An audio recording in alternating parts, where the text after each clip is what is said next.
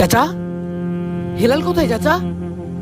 আর বাড়িঘর তোর এত নিস্তব্ধ কেন? মানুষজন এত চুপচাপ কেন চাচা? হেলাল, হেলালকে তুমি ভুলে যাও। কিন্তু কেন চাচা? হেলাল আর নেই বাবা। হেলালের কি হয়েছে চাচা? হেলাল পরপারে চলে গেছে। না, এটা আমি বিশ্বাস করি না। আমি তো এটা মেনেই নিতে পারছি না। তুমি বিশ্বাস করো আর নাই করো, এই দেখো।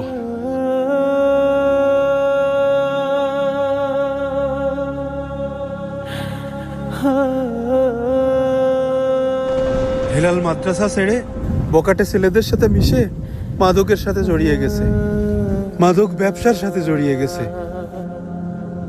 গতকালকে মাঠের ভিতর ওকে পাওয়া গেছে।